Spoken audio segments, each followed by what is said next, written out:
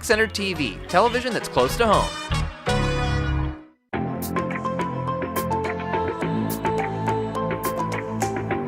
Stay tuned for the Splash Live.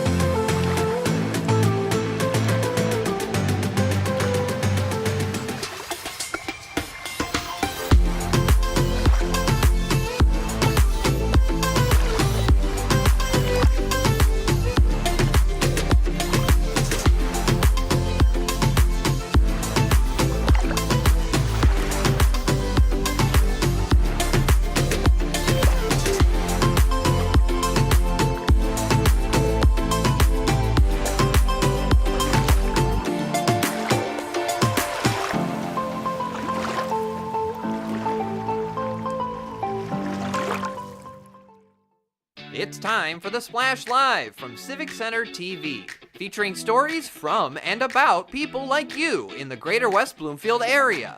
Simulcast on cable, 89.3 Lakes FM, social media, and the web. Now live from Green Media Center on Walnut Lake Road, it's the Splash Live.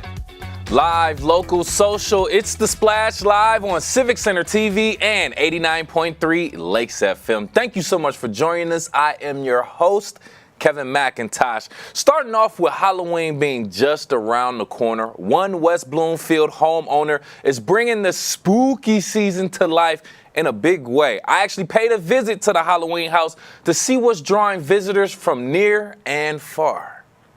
Halloween excitement is in full swing here in West Bloomfield, and one local homeowner is taking things to a whole new level. This home on Harwood Street is no ordinary Halloween display. With over 100 inflatables and handmade decorations, it's become a must-see for the neighborhood and beyond.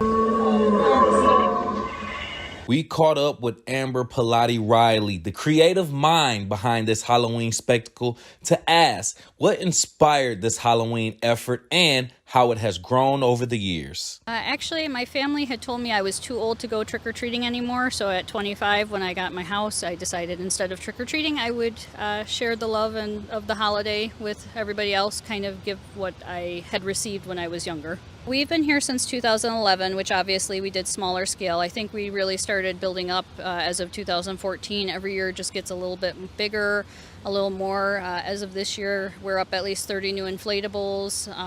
So we do keep adding. I think there's 2 new fog machines this year. So, and then of course, things from last Halloween that we get when they're on sale. So there's a lot of new stuff this time around. We also spoke with Amber's neighbors, Joe and Renee Seastat, about what this display means for this community. So we moved in the neighborhood about 7 years ago, and this was all going on back then. It's just grown each year, probably 20% more things. And so we've attempted to rise to the challenge. We all come out as neighbors and we're in our street, doing things like handing out hot dogs, handing out candy, doing movies, inviting all the neighbors to come together because we just love this neighborhood. We love the fact that Amber does this specifically to help the rescue pets. Ever since we've known her, which has been the last about 6 years, she has been passionate about fostering rescue animals, and she's our go-to. We have a lot of pets too, and she just is amazing. She's got such a heart for animals, and so the fact that she does this specifically to raise money for a cause that's very dear to her heart is really cool, because people show up for it and then they get the benefit of knowing that they're actually helping a good cause. In addition to spreading Halloween cheer, this display serves another purpose. A donation box sits right at the front collecting funds for a local animal rescue organization. The rescues that we are helping this year is A Rejoiceful Animal Rescue, which is in Michigan in Clinton Township. We're also helping PERS Abound, which is also in Michigan. They help with, PERS does primarily cats. A Rejoiceful does both cats and dogs for finding them homes. And the money that we're raising is going to be split between both rescues 50-50. And we also, at our location, are accepting, if people want to drop off returns, we'll take the cans and bottles back for them and give the proceeds to the rescue, as well as if they have any gently used items for pets that maybe they've grown out of or don't need, we also take those to the rescues as well. On the intersection of Hardwoods and Green Road, this West Bloomfield house is a Halloween highlight. What a fantastic way to celebrate Halloween while supporting a great local cause, too. If you are in the area, be sure to stop by Hardwoods and Green Road in West Bloomfield so you can check it out and drop in a donation to help our local animal friends. Great cause. And this is a great time to remind you Halloween and trick-or-treat hours have been set in most Oakland County communities. With that being said, in West Bloomfield, the suggested trick-or-treating hours are from 6 to 8 p.m. Kego Harbor and Sylvan Lake, their hours are 6 to 7:30, and Orchard Lake trick-or-treaters can be out from 5 to 8 p.m. Remember, homeowners who wish to participate should leave their porch lights on to signal that they are handing out treats. So if you don't want to hand out treats, keep that in mind. If you do want to keep your porch light on, people may knock on your door. And for those who choose to trick-or-treat, please be sure to wear bright costumes, carry flashlights, and be mindful of traffic. In traffic, please be mindful of pedestrians. For safety tips and information, visit the National Safety Council's website at nsc.org for more information. Keeping things on the kids locally in West Bloomfield High School students qualified for a national DECA competition recently. They're celebrating a big achievement as 3 of its students at West Bloomfield High School, Stephen, Brady, and Elliot Foreman, are qualified for the DECA virtual business competition, who you see right here in the photo on CivicCenterTV.com. That's Brady Elliot Foreman, and Stephen Katchadorian. And these talented students excelled in virtual business simulations, showing off their skills in marketing, finance, and management. Their impressive work has earned them a spot to represent the Central region at the DECA International Career Development Conference. It's happening in April 2025 in Orlando, Florida. Ooh, congratulations to Stephen, Brady, and Elliot on this amazing accomplishment, and best of luck as they compete against the top students from all across the country. You can see the photos and comment, give your best wishes on the Facebook page of WBSD. Just go to West Bloomfield Schools on Facebook. Search for West Bloomfield Schools. And the kids also looking for things to do, also linking up with local police authorities. One lucky kid had a chance to actually be with Officer Zena Daly, having lunch with her and at the Gretchko Elementary third graders. Michael, you'll see on CivicCenterTV.com wearing a Lion sweatshirt. He was the winner of lunch with a cop, and as a result, he and the rest of his class got to spend the day with Officer Daly. Look at those smiling faces with that police officer supporting our local West Bloomfield community, including playing tag at recess before having lunch. That's a good way to burn some calories before you consume some more, right? You can check out these photos yourself on the West Bloomfield Police Department's Facebook page, West Bloomfield PD, on Facebook. And for our adults who aspire to be in the police industry, I should say, here's a great chance for you to be a PSA, Police Service Aide. West Bloomfield Police Department is now hiring for PSAs. This is a great opportunity for anyone who's looking to start a career in law enforcement and make a positive impact on our local community. As a PSA, you'll work part-time in uniform, handling essential duties like front desk service, report writing, and monitoring prisoners. The starting pay is over $22 an hour with an increase after 6 months. Applicants must be at least 18 years of age or older, available for various shifts as well. If you are motivated and community focused, you can apply by November 6th. Get more information on their Facebook page, of course, West Bloomfield PD, or go directly to the website. Visit wbtownship.org/jobs for more details and to start your application today. More business for grown-ups right here in West Bloomfield. We're talking about Election Day, and this is just a reminder that the main library will be closed for Election Day. While it is open serving for early voting, the West Bloomfield Township Main Library will be closed Tuesday, November 5th for Election Day. However, The West Acres branch will remain open for regular hours. The main library is currently serving as early voting location, so expect higher traffic and parking lot congestion there through Sunday, November 3rd. If you are visiting the main library, plan for some extra time due to increased crowds as voters are taking advantage of this early voting stage here in Michigan. Get more information or just check out the content directly on their Facebook page at WBLIB. And speaking of Election Day, if you're looking for a ride, Smart is making it easier for voters to get to the polls on Election Day by offering free rides across Oakland County, Macomb County, and Wayne counties. All Smart transit services, including fixed route buses, connector services, ADA, paratransit, and Smart Flex, will be free from midnight to 11:59 p.m. on November 5th. This is the second time Smart has provided free rides on Election Day, showing their commitment to removing barriers for voters. For those who can't make it on Election Day, remember you can still vote early until November 3rd or submit an absentee ballot until 8 p.m. on Election Day. Take advantage of this service and make your vote count. For more information on those bus routes and schedules, go to smartbus.org for more information.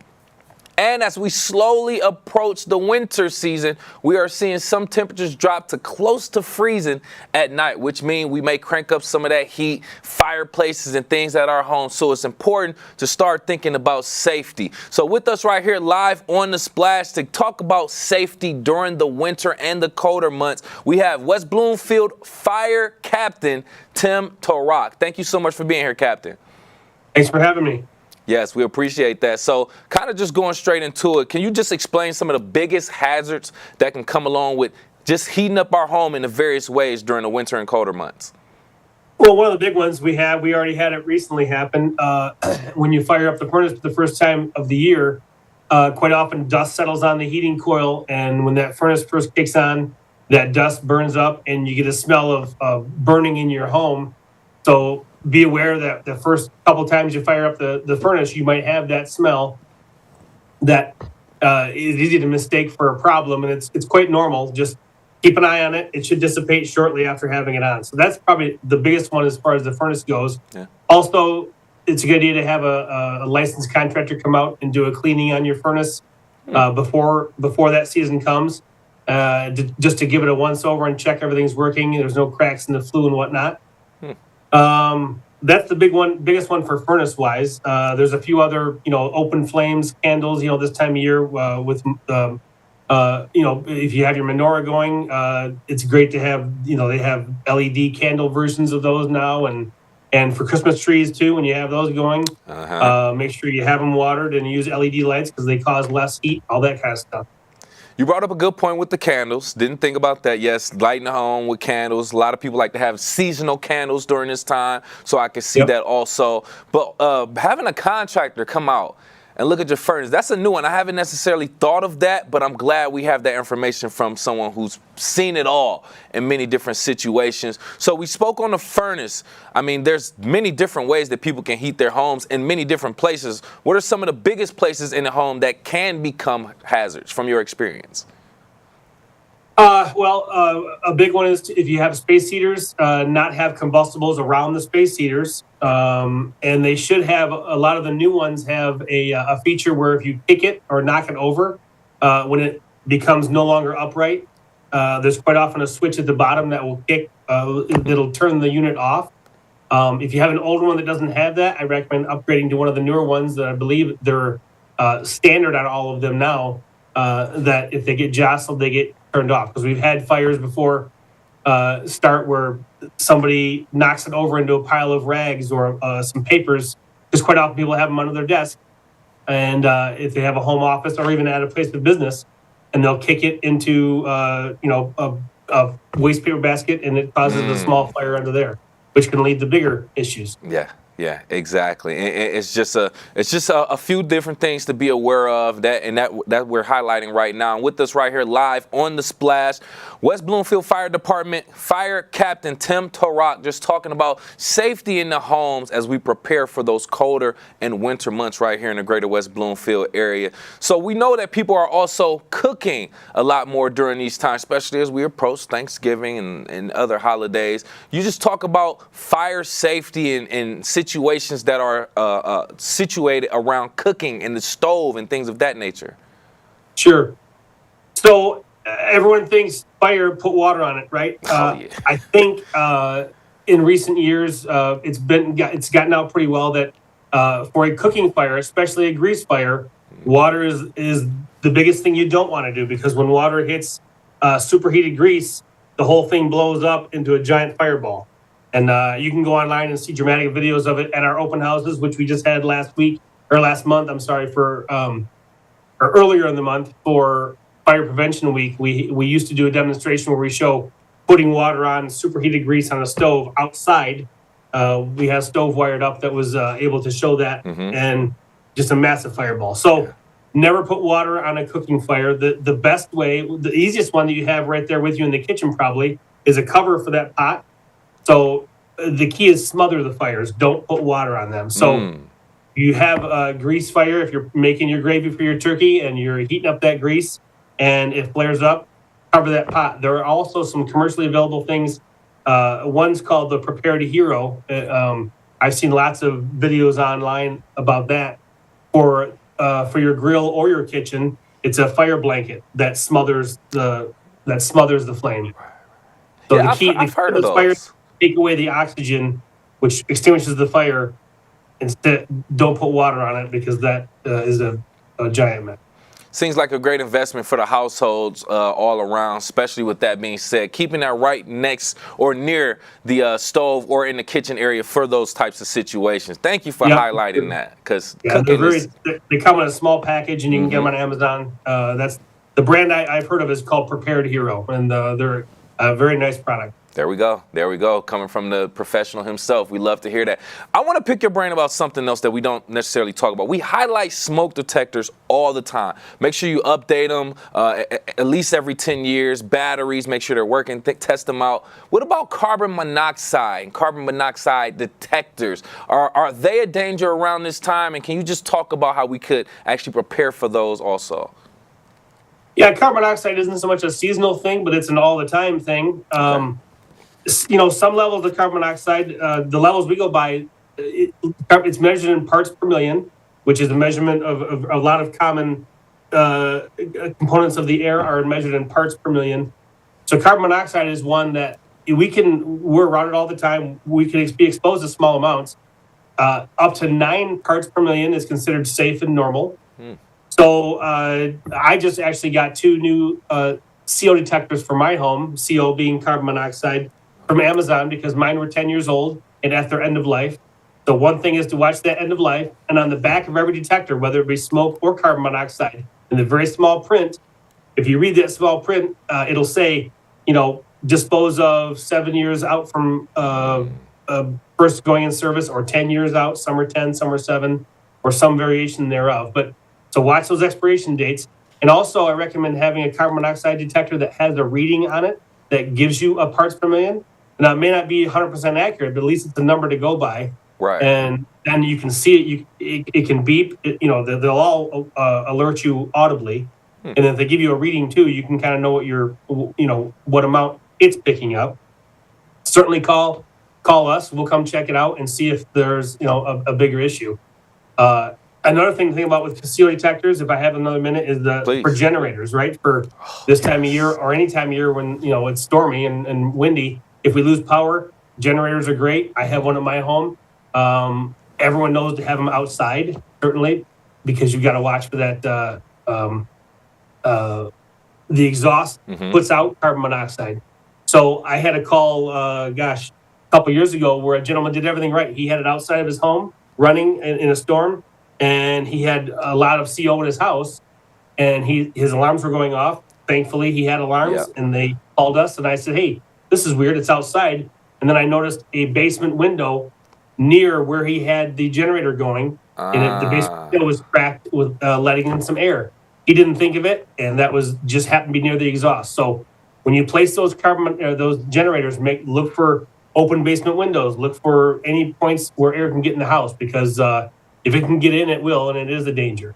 Ooh, that was a great thank you for providing that story and that example, because that's one of those small things, like you said, you may not pay attention to, but yeah, it can lead up to danger. So generators as well, something that could be a danger to the home, but make sure you're taking your extra precautions there. With us right here live on The Splash, talking about safety in and around the home as we prepare for those winter and cold months, from the West Bloomfield Fire Department, Fire Captain Tim Torak. Just a couple more questions real quick, Captain. If you don't have, if you have the time, first and foremost, just very briefly, are there any other things in or around the home that could be flammable that people may not even know about?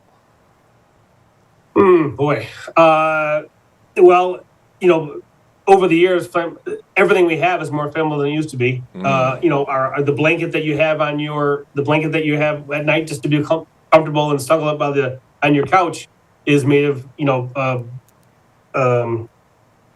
polyester and flammable materials, so everything heats up faster than it used to. The couch is burned now. We call it legacy construction. In this business, we call it legacy construction versus modern construction. So the average home, there are videos online, and you can see those too, but there are videos online that show a cigarette dropped into a couch in 1972 takes 5 minutes to get a full living room going in full flame. And that same cigarette dropped into today's couch with today's furnishings and today's draperies and today's carpet can get that entire room in a raging inferno in 2 minutes. Ooh. So it's really crazy how just the components of your house are much more flammable than they used to be, because things are cheaper and more readily produced. If they're not cotton, now they're all synthetics. So just keep any heating source that you have, keep those combustibles, give them a distance, let everything breathe, let things air out. If you smell a weird smell, air things out. And if you need to call us, and we're happy to come check things out. We appreciate that. Lastly, last question before we let you go. Just a couple quick things that we can do to prepare now for family emergencies. It's great to have a plan. We stress whenever we have families come through or students come through on a tour, hey, go home and, tell your parents, check those detectors twice a year. When you change your clocks, change your batteries, or at least check your batteries. In recent years, detectors smoke detectors and CO detectors are going with lithium batteries that have a 10-year life. So you're not really changing batteries so much, but it's certainly a good idea to keep an eye on those and check those dates. When were they purchased? When did they go in service? And are we at those expiration end of life dates? Yeah. And also, God forbid you have an issue in the home, let's plan where we're going to be, so that if you have a fire or a fire alarm and little Timmy runs to the backyard and Johnny goes to the street, and the parents go to the street, we're not looking, hey, we're missing one. So make sure all the kids, hey family, if we're going to have an issue, let's all meet in this place, so we know we're all here. And then when we get there, we know quite often the front of the house is a great spot. So then the first thing we say, hey, is everybody out of the house? And then, we can have a quick answer to that very important question. Hey, we appreciate all the information that you provided today, and we appreciate your time. Once again, from West Bloomfield Fire Department, Fire Captain Tim Torak, thank you so much for your time and information, sir. Thanks for having me. Yes. Take care. A lot of information and things to keep note of, tips in regards to safety in and around the home as we all prepare for those colder and winter months. So we continue to keep you updated and provide those safety tips from our local people of authority. Keeping things local and talking about things that are coming up, Laker football is getting ready to end the season. And this week in Laker football, we actually spoke to junior lineman Jeremiah Benson, who actually took some time to reflect on a 2024 regular season so far, and Civic Center TV's very own Tyler Keefe has more. Tyler Kieft, joined by West Bloomfield Lakers lineman Jeremiah Benson, coming off of a 4-5 season. Lakers beginning their playoff campaign this week. Early in the season, before the season even started, OAA Football Media Day. You talked about adversity playing a role and the motivation for this team in 2024. How has that continued or even maybe modified a little bit as you've embraced some adversity during the regular season? Yeah, we faced a lot of adversity this season, like a lot, and it was just like we just need to come together as a team, and we just kept on beating ourselves, and it really wasn't a competition because we know that we was a good team, and we know that we could have won against every team that we played against, but it was just our mindset going into the season. We came in very high-headed, and we needed to be humbled, and we was, and we're going to take that, and we're going to keep our heads down, and we're going to get through this playoffs, and we're going to hopefully get towards that state championship. So. And so as the season goes on and you take those highs at the Chippewa Valley game, that blowout at home, the Southfield A&T blowout at home, and then those tough losses. You get outbodied on the road against Groves. You narrowly lose against Rochester Adams. How do you find that balance in evaluating the bad but still being confident in all that good that you did see those 9 weeks? Yeah, definitely, like as each loss we took, like we was definitely getting better by each game we was taking. We definitely was coming together. Our offense was starting to do good. Our defense was coming together. So as a team, we really was improving as a team, but we just still wasn't doing enough to get that win at the end. But, we definitely are growing as a team, and we're getting, way better. Just our chemistry and all just coming together, especially defensive, offensive-wise. Our offense definitely had picked up a lot since the beginning of the season, and we're definitely improving. So we definitely have a lot to take into the playoffs, so yeah. Now, improvement, particularly on the offensive side that you've talked about, but even on the defensive side, being able to kind of roll with the punches. How do you think that has come together over the last few weeks in particular, where we have seen maybe a little bit more of that resilience you hoped for early on in the season? Yes, as a defense, we definitely came together. Teams were starting to pick apart our weaknesses, and our weaknesses was definitely the run game this season. I'm definitely going to say we've been picking up on that, especially Seaholm was a big running team, and we shut that down. So our running game defense is really starting to improve a lot. So the running game is definitely starting to become less of a weakness, and if we get our run defense together, we're definitely going to be an unstoppable team. I would definitely believe that. Jeremiah Benson, one of the most prolific linemen on this Lakers roster in 2024. For him, 50 tackles he's been involved in. 3 out of every 5 of those puppies, he's been the big dog on those tackles, and 2 out of every 3 of those have also been for a loss in the process. So, Jeremiah, as you look at your own personal performance, sometimes when you have those struggles, you look to the upperclassmen, you look to those leaders to kind of fill in those blanks and make those big plays. How have you embraced that throughout these first 9 weeks? Yeah, our seniors are leaders of the team, like captains or no captains. Like our senior, this day last year, so just as underclassmen, we're doing it all for the seniors. Like this day last year, we're trying to get that state championship ring. Like we came so close last year, and we was all just very upset about how last year ended when we was so close and we was right there at the finish line. So we're doing it for them. Even though this season hadn't went how it went, we still got playoffs. This is where it really matters. So we know from here on out, we know where our heads is at. Our mindset is good. We staying down. We staying humble. We're gonna grind it down. We're gonna pound till we get to the state championship. So that's what we're doing it for. So kind of going back to our first conversation this season, we mentioned earlier on that you and I had talked at OAA Football Media Day about embracing that Southfield A&T semifinal game from last season and that adversity that came from so narrowly losing in that performance. So as you take that into context now going back into the playoffs, how do you focus that in with the younger guys on this team that are maybe having that first look at playoff action to keep them focused and driven each and every week, knowing it's win or go home?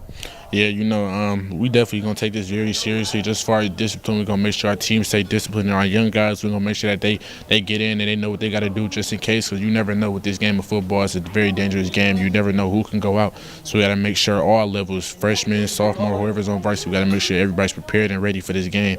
Just like when I came up, my freshman year, we had lost first round of Cass, but I still took a lot. I was still doing my job, make sure I knew what I knew at practice. So just in case that moment came, that I was ready, and we're gonna make sure that our young guys is prepared too for the big moments, just in case they might have to step up to it. Lastly, Jeremiah, before we let you go, as you look forward to hopefully a long playoff run that takes you guys all the way to Ford Field, what do you think is going to be that difference maker between being a really good team that advances in the playoffs and being a team that can contend for that state title game on Thanksgiving weekend? it's kind of different for the really good teams that, kind of already had their spot set in the playoff. They kind of just going in here, probably just thinking that it's probably going to be a breeze for them, just because their season probably went well for them and they probably thinking that they got it easy. But, it's a lot of teams like us especially, I'm going to take it. We know what it feels like to lose. We know that adversity, that hard felt like, we know we could have won the game, but we didn't. And we taking that to every team. Every team going to feel us. Every team going to feel every loss that we took in the season. And they best believe that they not going to want to play us again, especially after they see us. So I'm confident with that. Just because you had a good season, that doesn't mean nothing when it comes to the playoffs. It's zero. Everybody's record is 0-0 in the playoffs, and that's our mindset. And every week, one team will lose a game and go home permanently, and half the field overall left in Division I and all across high school football will see the end of their season. Hopefully, that won't be the case for our Lakers coming up on Friday night. Jeremiah, thank you so much. Thank you. I appreciate it. Thank you for that story, Tyler. And the Lakers will be taking on Novi on the road this Friday, November 1st at 7 p.m. for their last game of the regular season. You can get caught up with that full segment of This Week in Laker Football on our website, civiccentertv.com, for more Laker sports action. And there's another team locally that's making a difference but may not get a lot of spectators, but still making our community proud. We'll talk about that coming up. We are live, local, social. It's The Splash Live on Civic Center TV and 89.3 Lakes FM. We'll be right back with The Splash Live. This is Civic Center TV and 89.3 Lakes FM. On cable and the radio. On the web too, and on social media. Civic Center TV, television that's close to home. Honor the many people who offer their lives for our freedom at the 2024 Heroes Appreciation Breakfast. Organizations, charities, and local residents celebrate and congratulate the men and women that ensure our safety and security. Check out our website, civiccentertv.com, to watch the event on demand.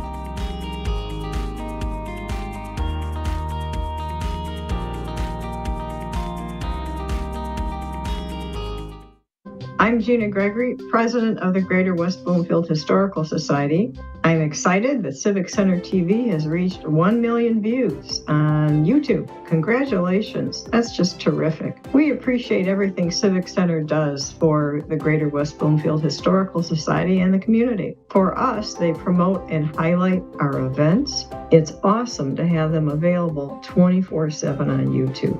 I'm Gina Gregory and proud to be one in a million.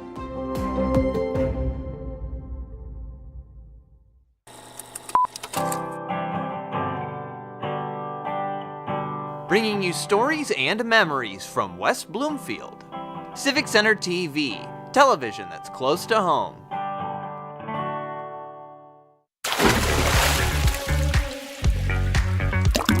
And now, back to The Splash, live. Live, local, social, it's The Splash Live on Civic Center TV and 89.3 Lakes FM. Thank you so much for joining us. I am your host, Kevin McIntosh. And we're talking about a local team at the Spirit of Grace Church that's making a worldwide impact. It's a team of quilters coming together to make a difference and send out quilts to those in need worldwide. But they actually need your help too. So with us right here live on The Splash, pastor of Spirit of Grace Church, Joyce Partica Stibe. Thank you for being here, Pastor, first and foremost, and getting straight to it. Can you just tell us more about this team of quilters at Spirit of Grace Church and what inspired this global outreach effort?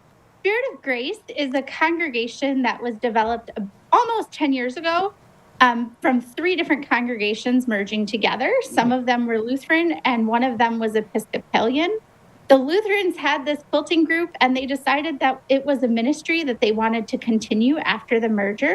And so these quilters continued to get together. So every Tuesday morning at about 9:30, they get together in our back fellowship hall and they just make quilts and laugh and join in fellowship together. That is so powerful. The fact that they felt this was important enough to continue even after that type of acquisition or merger, as you would say. So very interesting to say the least when it comes to that. But like these quilts, like we said, are not only being built right here in West Bloomfield, but they're being shipped off to a bunch of different places. Can you just talk about the impact that you've personally seen from these quilts, not only being built right here in this community, but shipped off to locations that's needed? So I think one of the great things about this ministry is that these folks really have relied on donations from the community. They are part of an organization called Lutheran World Relief that was founded by Lutherans in the United States at the end of World War II. They decided that they needed to bring congregations together to do things to better the world around us. And so these quilts are sent to places that really need them. So they've gone to places like Turkey and Ukraine. They've gone to places like Israel, and they also stay right here in the United States for disaster victims. Oh, wow. So we're literally a global type of impact that we're making right here in West Bloomfield, sending it off to different countries, continents, and things of that nature, and to hurricane relief victims, like we said, that happened just recently in the Florida coast of the United States. So thank you for also explaining that too. That's very, very insightful. But one thing that you said that I want to kind of go back to very briefly is the fact that you said this relies heavily on volunteers and donations. Talk about the help that the community can come in regards to donating some items that are necessary to make this happen. So one of the things that you saw was that the quilters needed some sheets. The sheets provide the backing for the quilts, and those are great. And one of the things that we have learned at Spirit of Grace is we can always count on the community to step in when they're needed. Yeah. And so they have provided fabric, they've provided yarn, they've provided sheets, they've provided batting. That goes in between the two layers of fabric just to make sure that the quilt stays nice and warm. Yeah. And so the community has always stepped in to help. So we really appreciate that. And it's part of our job right here to not only have you on to explain this, but also put that word out. We are the channel for people. If you do have those gently used or used bed sheets that are still at least in good enough shape so that they can use those, please donate them. And since we are on that, how and when and where could they donate these items if they do have them? So if you do have those items, our church office is open from 9:30 in the morning until about 2:30 in the afternoon, and then we're also available to collect them on Sunday mornings. The one thing I did forget to mention is that none of these quilters, or only one of these quilters, is a member of the congregation. Okay. So this is really a community effort. Some of these folks have come from other congregations. Some of these folks are just people in the community who like to quilt. And so that's another way that we rely on the community. Thank you. Thank you for clarifying that. Also providing a little bit more context for our quilters out there doing that great job. And with us right here live on The Splash, by the way, from Spirit of Grace Church, we have Pastor Joyce Party-Kasteib talking about the quilting group that they have with Spirit of Grace, how they started, what they do, and the impact that they make, not only right here in West Bloomfield, but in the United States and globally altogether. Now, we've already talked about the fact that you don't necessarily do the quilting yourself, Pastor, but I'm pretty sure that you've probably seen or witnessed any information or insight in regards to how the process is done by chance? So it takes a lot of laughter. These women, I love listening to them from my office. They're always having fun together. So I think that's the first requirement. The second, I've been told it's pretty easy. Some people will sit and cut squares.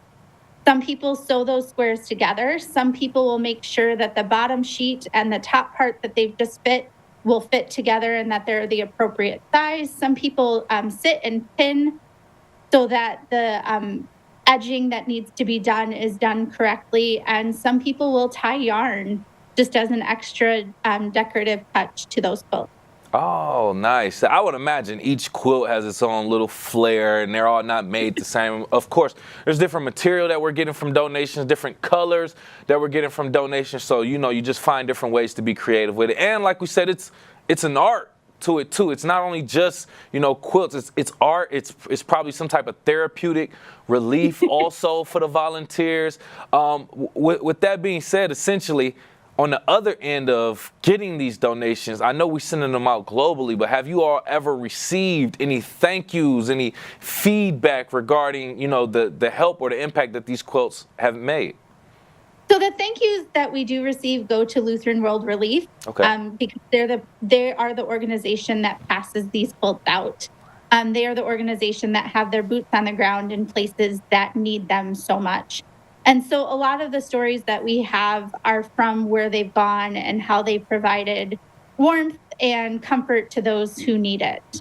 So a lot of these places are places like we're seeing in Florida and other places that just have been devastated, either by weather or war or whatever else. And so these quilts provide, sometimes you just need that blanket to wrap yourself around, to wrap around yourself. It doesn't need to be cold outside to need that extra layer of comfort. I promise you it doesn't. I don't care if it's 95 degrees in the summertime. I need a blanket. I always say I like to wrap up like a burrito in my cover, and I just roll around.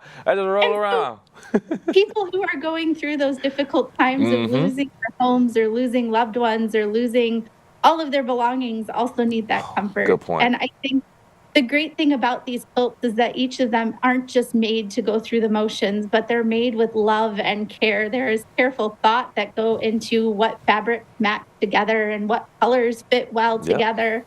And they're all made with just that extra sense of love that we all need. Yeah, and a little bit of laughter, like you said before. I just laughed earlier, and I just made a quilt just by laughing like that. So, but no, that's a great point, because we can go out and buy blankets. We can go buy quilts. It's a little bit different. I think it has a little bit more value because they are handmade by volunteers. They aren't doing this to get paid. So I think that adds a little bit more value to it that can't even be measured. So great that you even mentioned that and put that into perspective.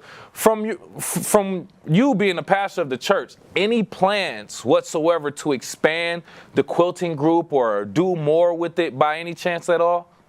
They are always looking for new members. They always love the extra hands. They always love the extra help and the extra community that comes with it. I think one of the beautiful things about these quilts, is that you're not only seeing them sent across the world to places that need them, but the community that's created right inside the four walls of the church because of these people getting together to share gifts and talents that they have been given to make the world a better place. So if people are looking to be a part of that community, please don't hesitate. If you have been interested in quilting, please don't hesitate to get in contact with us to get their meeting times and any contact information you need. Yes. They are excited to expand their group, and we sent 144 quilts this year, and so we're hoping always to increase that number. 144 quilts this year so far. We must have like 50 volunteers making quilts or something like that, right? Nope, 5 or 6. What? Wow, my math isn't the best, but on average, that's at least 20 quilts per person, at the very least. That's crazy. And they all work together. We are looking to have a workshop after church one Sunday where these women can come in and show us how they do what they do, so that we can see the process. Because every year in October, we end up putting some of these quilts in the sanctuary and blessing them before we send them on their way. And I think it's just a great thing that these people can come together and do this. I cannot take any credit for their work. I can't even take credit for them being at the church. But I absolutely love the community that they formed and the way they've helped the church just reach out and make the world a better place. It's a very honorable thing. We got to appreciate that and love that. And as we're talking to, I'm thinking about the blankets and the quilts that my grandmother made and crocheted for me when I was younger. Like I said, just doing things like that by hand, it just means so much more. Just a few last things before we let you go, Pastor. First and foremost, once again, any information to give out if anyone is interested in joining, signing up, or becoming a volunteer, finding out more information regarding that. So they meet on Tuesday mornings at 9:30, and they're usually in the back fellowship hall until around 11 o'clock. Okay. It depends on how much fun they're having that day. And if you want more information, you can always get in contact with the church through Facebook, Instagram, email, or just looking at our website. Perfect. And any other exciting service initiatives or things just outside of this quilting group that Spirit of Grace has going on that you want to tell the community about? Sure. Spirit of Grace has a diabetic food pantry that serves clients once a month, specifically clients who are in need of diabetic food supplies, because we know those can be expensive. So we're always looking for donations, and on our website there is a list of donations if you're interested in doing that. There's also an Amazon shopping list, so that if you have time just to click on Amazon and send something over to the church, we'll get that and put that in the diabetic food pantry. There's also a blessing box that is available 24 hours a day, 7 days a week, right outside the doors of the church. You take what you need, you leave what you can. And so we don't know how much food is passed through there, because some people leave things and some people take things, and it's just there. We also have a couple projects coming up. We'll have Thanksgiving food baskets that we put together for some of the families in West Bloomfield. We get those names through the school system. And then we also have our annual Christmas dinner. We hand out Christmas dinners on Christmas Day. So it's a drive-through system. You tell us how many meals you need, and we give them for you as long as we have them. So much going on, so many different services, programs. But for the most part, if you're listening on 89.3 Lakes FM or watching on CivicCenterTV.com, just know that it is there to serve the community, and we appreciate you for that. Once again, from Spirit of Grace Church right here in West Bloomfield, Pastor Joyce Partikastai, we appreciate you and your time. Thank you so much for having me, and thank you for all the donations and the help that the community has given. No, absolutely. We love highlighting things like that happening right here in the Greater West Bloomfield area that makes a difference worldwide also. Find out more about what they have going on at Spirit of Grace Church on their website, spiritofgrace.church, or go directly to their Facebook, Spirit, the letter O, Grace, on Facebook as well. Going from supporting and advocating for local volunteers to supporting local business people also. There's a local craft show coming up this weekend you may want to attend. The event is actually sponsored by the West Acres Women's Club, which has a long-standing tradition of community engagement. So join us right here live on The Splash. It's the organizer and coordinator for the West Acres Craft Show coming up this weekend, Jane Eustace. Thank you for being here, Jane. And can you just tell us what inspired the Women's Club, the West Acres Women's Club, to start this craft show, and talk about how it evolved over the years? The West Acres community itself has been around since 1936. The Women's Club established our craft show as one of many events that they organize in our community in 1974. This would be our 50th annual show, but unfortunately COVID took one of those years from us, so it is our 49th. That being said, the proceeds that we raise from the craft show itself go towards scholarships for young members of our community as they move forward to their next adventures in life post high school. We also like to donate a proceed of our portion or our donations to the Michigan Animal Rescue League, a local community nonprofit in our area. They're located out of Pontiac. So those are just some of the things that we like to do to give back to the community, as we are so greatly, receiving from them as well. No, that's good. I didn't even know that, but that's a good effort that you all are doing with the West Acres Women's Club. So love to hear that first and foremost. Great event that we have going on. We said COVID took a year, so yeah, 49 years, still just as great as 50 though. So with that being said, tell us a little bit more about this event, some of the handmade crafts and products that we can expect at this craft show. Absolutely. So we typically have over 25 vendors. Our attendance from patrons in the local community is around 500, we average. All of our artists are local. They do make everything themselves, handmade. That is something that we look forward to seeing from them, because it just brings such a unique experience for our shoppers. We have things ranging from glass, textiles, woodworks. This year we have a couple of people who make dried goods. So just different things that provide a nice touch to those holiday shopping gifts, and it seems a little bit more personalized. Yeah. I see it like like Etsy, but in real person, in real like actual play. Like Etsy is where a lot of creators go, hand make products, they ship them out to people, but you can get that right here in the Greater West Bloomfield area. You know, I love that. I love that. And we're going to talk a little bit more about that event, but with us right here live on the Splash, the organizer and coordinator for the West Acres Craft Show, Jane Eustace, talking about the West Acres Craft Show that'll be Saturday, November 2nd, 10 a.m.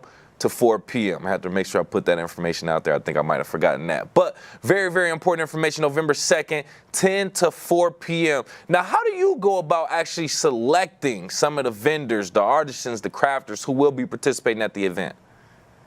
So this is a well thought out and curated process that we go through. Our artists start applying in the early spring. We also like to go to other local craft shows and artist markets to kind of spot out different unique talents so that we have a nice diverse section for people to buy from. So that's nice. And it also is nice because then we have good outreach with our community as well to see other cool events that we can become a part of.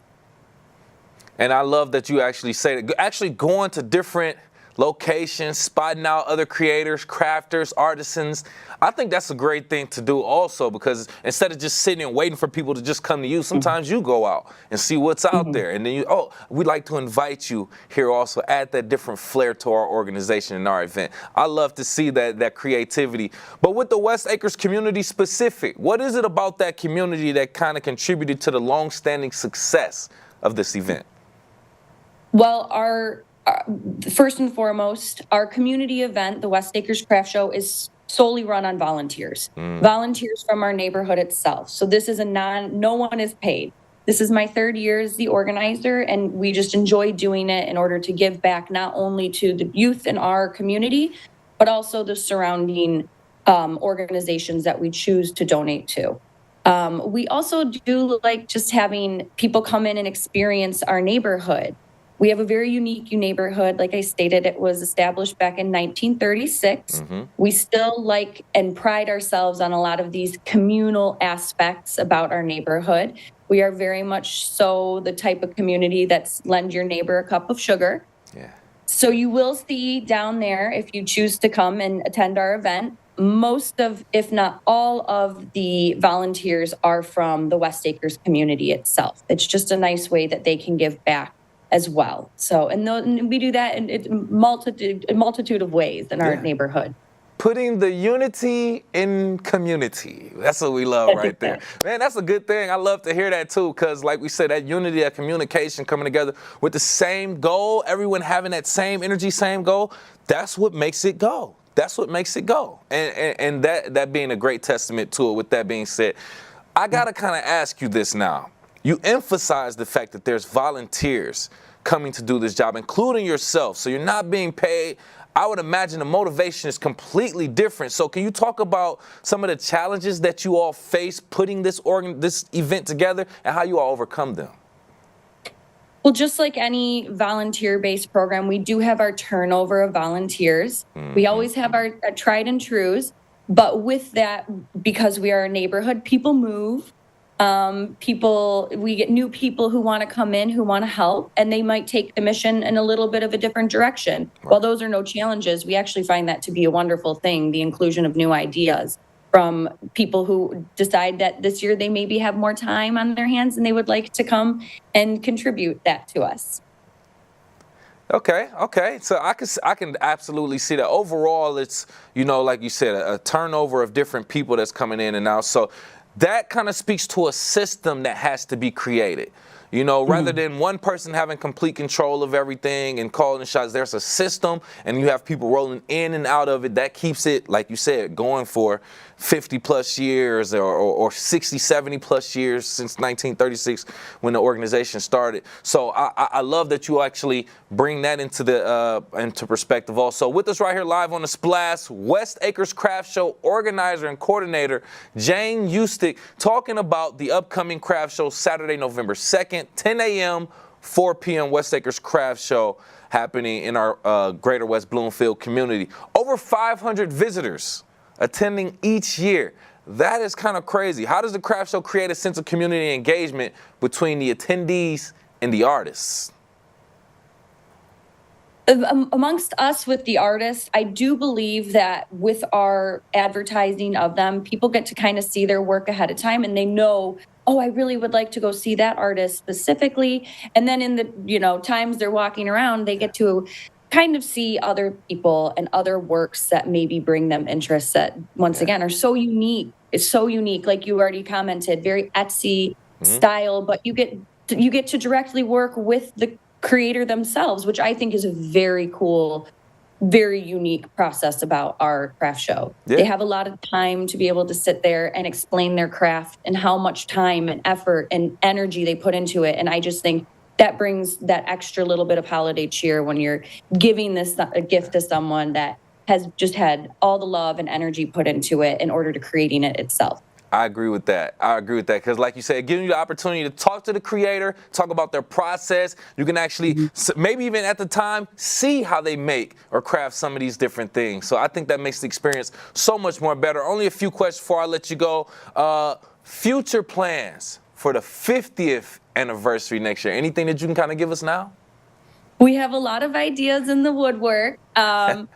These are ever evolving, and like I said, with our neighborhood as it grows and just different volunteers, I am looking forward to hearing some ideas from our community about how we can make the 50th year extra special for not only ourselves as a nice tribute as to something that we've been able to do for our community and also the extending community, but also to just to, the excitement of 50 years. Yeah, 50 years, that's nothing light. You got to celebrate that. I completely understand. All right, well, we want to thank you for your time, Jane. Before we let you go, lastly, once again, give out the details of the event, requirements, registration, fees, anything that goes along with that. Absolutely. So our show is, as was stated, is on November 2nd from 10 a.m. until 4 p.m. It will be located at 3700 West Acres Drive, West Bloomfield. That is our community center. And there is a $3 door admission fee. And like I stated, some of those proceeds go to the Michigan Animal Rescue League, and some of them will go back to our community young youth members who will be going on as scholarships. Perfect place to land the plane, and once again, a great cause thrown on with a great event. And we want to thank you again for your time and information, and for putting that together. Once again, from the West Acres Craft Show, organizer and coordinator Jane Eustace. Thank you again for your time. No, thank you very much for allowing us to speak on our amazing community and the events that we host. We really appreciate it, and we hope to see everyone there. And once again, that event will be this weekend right here in the Greater West Bloomfield area. You want to find out more about what's going on Saturday, November 2nd, go to westacrescraftshow.com or visit their Facebook at West Acres Craft Show. Also, if you're watching on CivicCenterTV.com, I am changing my outfits very fast. And if you're looking for a fun way to connect with neighbors in Sylvan Lake, head on to the community center for game night happening tonight and every Wednesday at 6:30 throughout the year, except for that second Wednesday of each month. There's something for everyone. Playing cards, mahjong, euchre, other different types of games there. And if you don't know how to play mahjong or euchre like myself, there are volunteers there that can help you learn how to play. So make sure you come with a great attitude, and coming with a friend is optional. Feel free to reach out for more. Feather Buchanan is who you want to reach out to. Email Feather at feather.buchanan@gmail.com, or just go to sylvanlake.org for more information. As we all know, if you are taking care of business in Greater West Bloomfield, early voting is in full swing right here as we approach Election Day, and there's a lot of activity going on in our local polling places. Civic Center TV's very own Jake Schaff has the story. Election Day is quickly approaching here in the four communities, but already plenty of voters have started to make their voices heard thanks to the early voting process, which is already underway here in West Bloomfield Township. And as those who work for the township will tell you, have already achieved some incredible numbers in terms of turnout. So we now have early voting, which is a fairly new method for people to vote with. And we have seen for this election, people are absolutely engaging at almost record numbers. We have had each day since it began on Saturday, more people than we had all 9 days in either of the other 2 elections that early voting was available. So we are seeing an increase in the numbers participating with early voting. I don't believe that will necessarily translate into an increase in voter numbers. I think we're going to probably see the anticipated turnout for this election. However, I think we'll see a change in how they're voting. We are seeing a decrease from 20 in the number of absentee ballots cast, but some of that is because in 2020 was the height of the pandemic. So you're seeing some that are going to shift back to their precinct and some that are going to actually participate in early voting. And I based on the numbers we're seeing in early voting, a lot are finding that that's an engaging way to get involved. I'm seeing a lot of people turning in their absentee ballots. We've gotten probably about 14 or 15,000 back already, and early voting is having a great turnout so far, about 800 or 900 people per day. We weren't expecting this high of a turnout, so that's a really great thing. What do you think are some of the biggest contributing factors as to why these numbers are going up right now? More engagement. People are more involved. They want to be part of the process. They want to get their vote out there. I really liked the option of voting early. It kind of gives you flexibility on, and not just limited to just one day.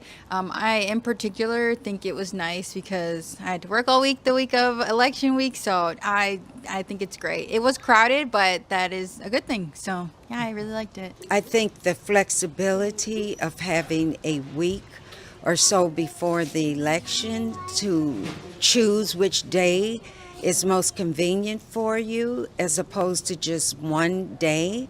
I think that does nothing except to encourage young voters to get out and vote. So I think it's a really positive thing. It's a wonderful option for if anyone's going out of town, if anybody works a long shift, a nurse, a firefighter, anyone who can't get there on election day.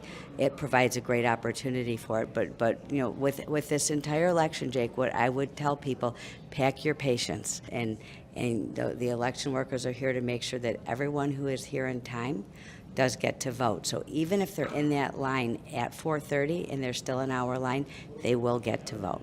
With such high vote turnouts already, it'll be interesting to see just how much of an impact early voting plays with West Bloomfield and beyond. And we'll see if the numbers continue to increase once election season rolls around again. For Civic Center TV, I'm Jake Schaff, and please don't forget to vote. Thank you for that story, Jake. And for more information regarding early voting and election day voting right here in West Bloomfield, go to the website wbtownship.org for more information. We love being the source for everything that you need right here in the Greater West Bloomfield area, and I am happy to be part of it. Once again, my name is Kevin McIntosh, and per usual, we are live, local, social. It's The Splash Live on CivicCenterTV.com and 89.3 Lakes FM.